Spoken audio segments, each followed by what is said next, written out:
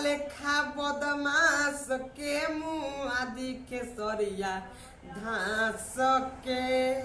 तो hey guys, आप सब कैसे हैं? उम्मीद करता हूँ कि आप सब मस्त होंगे, स्वस्थ होंगे, व्यस्त होंगे।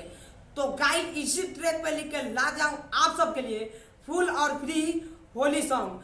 स्टार्ट करने से पहले आप सबसे एक रिक्वेस्ट है कि हमारे चैनल पे नए होंगे तो हमारे चैनल को सब्सक्राइब कर लीजिएगा, ताकि जब भी मैं कोई नए वीडियो डालूंगा तो सबसे पहले आप सबके पास पहुंचेगा। तो चलिए, देरी किस बात की, मुखरा स्टार्ट करते हैं। बाहरा से आजा बलम जी, मन न लागता होली में।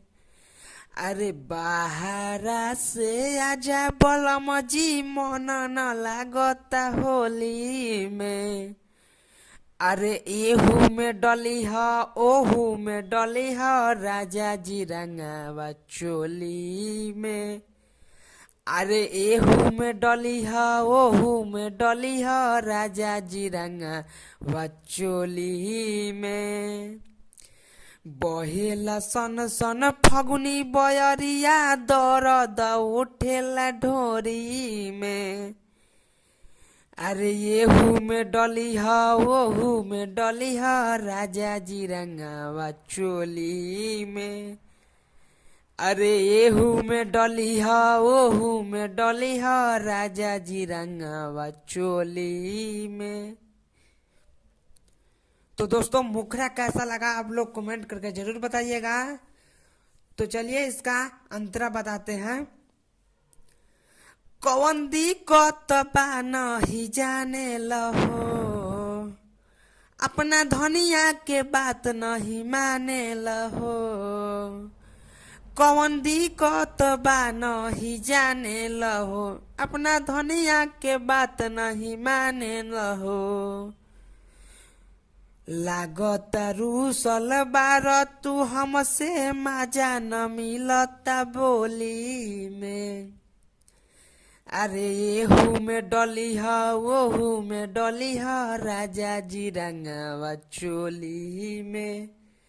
अरे एहू में डली ह ओहू में डली ह, राजा जी रंगावा चोली में। तो दोस्तों, इसका अंतरा भी अच्छा तरीका से लिखा गया है। अगर आप लोग अच्छे तरीका से रियाज करके रिकॉर्ड स्टूडियो में करवाइएगा तो गाना मतलब कि 100% मार्केट में बच जाएगा। तो चलिए इसका नाम मंत्र बताते हैं।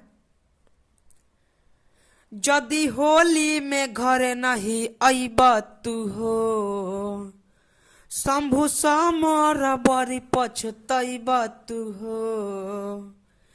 जदि होली में घरे नहीं अइब तू हो, शंभु समर बड़ी पछतइब तू हो। टून टून मुँह के सलैले अबिरवा, भरी के दूगो झोली में। अरे एहू में डली ह ओहू में डली ह, राजा जी रंगावा चोली में। कि अरे एहू में डली ह ओहू में डली ह, राजा जी रंगावा चोली में।